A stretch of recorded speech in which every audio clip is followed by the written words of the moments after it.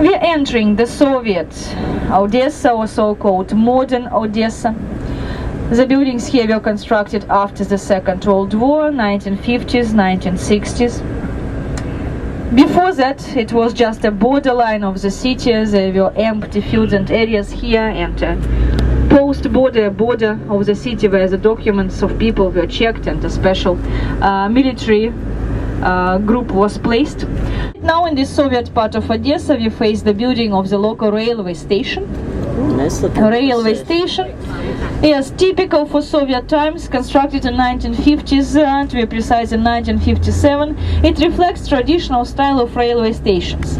There was one project for a railway station building created in Soviet Union, and such buildings were constructed everywhere in big cities.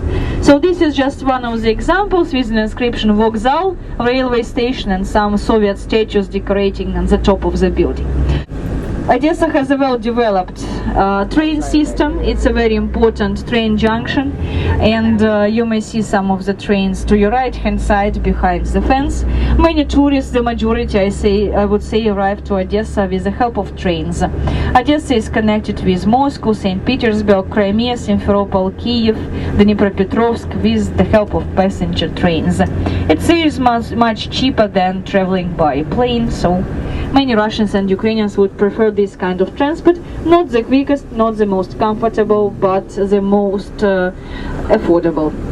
For example, to get from Odessa to Simferopol to Crimea, you will have to pay 150 hryvnia, and it will take you about 11 hours to get there.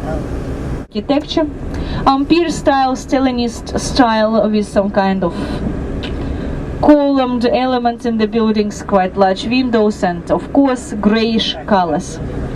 Brownish, grayish colors of the buildings predominate, because in Soviet times all people were required to be the same, Soviet, irrespective of their nationalities, and they all had to live in the same houses.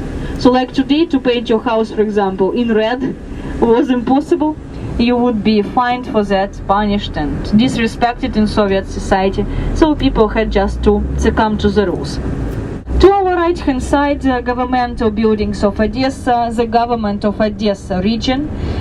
The region which is very important for our country because it's a border region and the region with the most well-developed sea trade.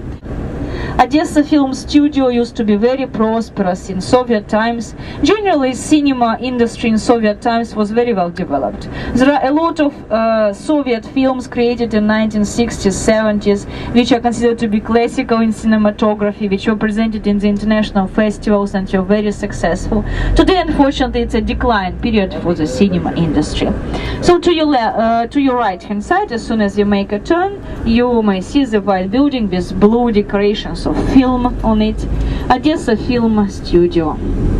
And to your right-hand side, you may see a Moorish arch, which decorates the entrances to one of the local beaches, the obelisk to the unknown sailor, the flame of eternity at its foot, and the alley of glory leading to the memorial. At the entrance there are two dates, 1941. You may take photos only from the bus. So Odessa was given this title for 73 days of defense.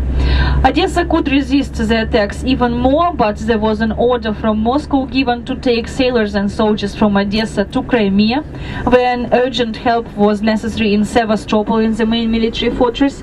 So Odessa was just abandoned by the wish of the government and left for the Germans, and after that practically 3 years of occupation followed, and only after that Odessa was liberated in spring 1944.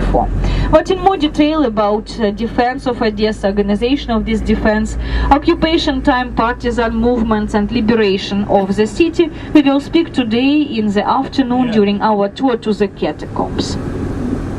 Today's drink is iced tea.